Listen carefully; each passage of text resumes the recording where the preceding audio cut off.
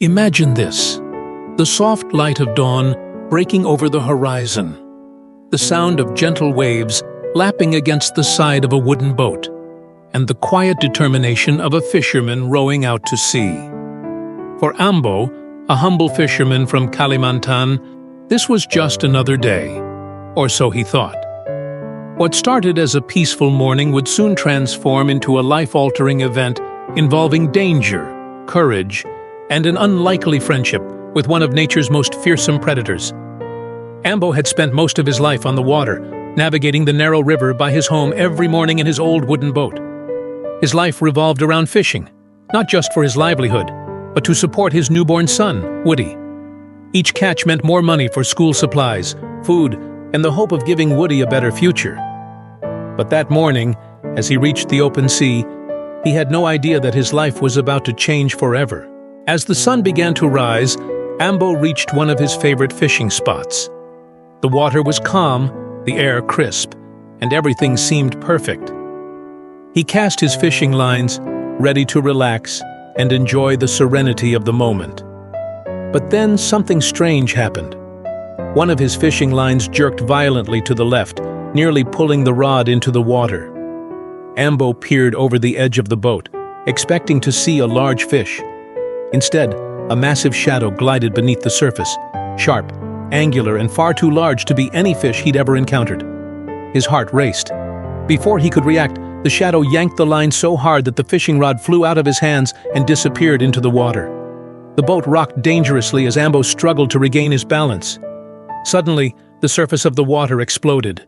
A massive green body shot out of the depths, spraying water everywhere. Ambo froze as he took in the sight. Jagged, sharp teeth and skin that looked more like armor than flesh. It was a crocodile. Ambo had seen crocodiles before, but never this far from the swamp. This one, however, wasn't fully grown, maybe about a meter long. Yet, its sharp teeth and thrashing movements were no less intimidating. As the crocodile twisted and turned, Ambo noticed something unusual. A large plastic bag was stuck in its mouth. The animal thrashed violently, trying to free itself, but it was clear it was choking. In that moment, Ambo had a choice: stay safe in his boat or take a risk to help a creature in desperate need. Without hesitation, he leapt into the water. The cold hit him like a shock, but his focus was on the struggling crocodile. Grabbing the animal's jaw with both hands, he fought to pry it open. The crocodile's powerful movements dragged him under the water several times, but Ambo held on. Years of rowing his boat and hauling heavy fishing nets had made him strong. With a final desperate pull, he managed to remove the plastic bag from the crocodile's mouth. The animal stopped thrashing, its breathing now steady. Ambo kicked away, swimming back to his boat. As he climbed aboard, the crocodile turned and looked at him, its sharp eyes meeting his. For a moment, they both froze. Then, without warning, the crocodile swam away. Ambo sat in his boat, soaked and shaking, trying to process what had just happened. His adrenaline was through the roof, but he couldn't help feeling a sense of pride. He had saved a life, even if it was the life of a predator. Little did he know, this was just the beginning.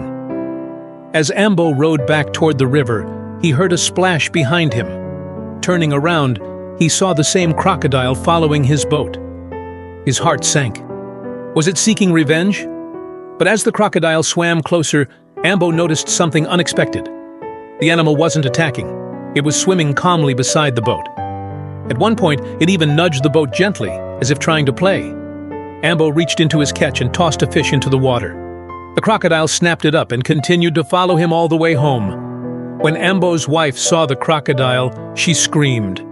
"Be careful," she shouted from the riverbank. "There's a crocodile." But Ambo waved her off. "It's fine," he said. "I think it just wants to say thank you." The crocodile's visits didn't stop there. Over the next few weeks, it began appearing near Ambo's boat every morning.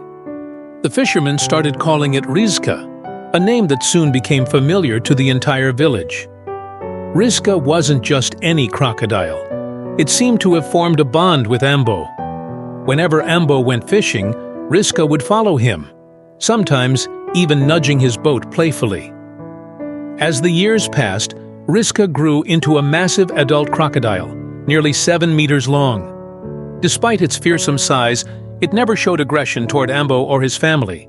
In fact, it often swam close to the riverbank, letting Woody, Ambo's son, feed it small fish. Rizka became a local legend, a symbol of the unlikely friendship between man and beast. Rizka's story didn't just inspire the village, it changed lives. Woody, moved by the sight of plastic choking the river and its creatures, began cleaning the waterways every week. He dreamed of becoming a politician to fight against pollution and protect the environment. Ambo, too, became more conscious of his impact on nature, always reminding others of the importance of caring for the ecosystem. Even when Ambo had to leave town for work, he made sure his neighbors fed Rizka, ensuring the crocodile never went hungry. Rizka, in turn, remained loyal, always returning to the riverbank to visit the man who had saved its life. One day, Rizka got injured, a large gash running down its side. Ambo didn't hesitate. He called a veterinarian, but the vet was too afraid to approach the massive animal. Instead, the vet gave Ambo instructions and medicine. Ambo, with steady hands and unwavering courage, treated Rizka's wound himself. The crocodile lay still, as if it understood that Ambo was there to help. This act of trust cemented their bond even further. Rizka's visits continued for 20 years, each encounter a reminder of the day Ambo risked his life to save a struggling predator.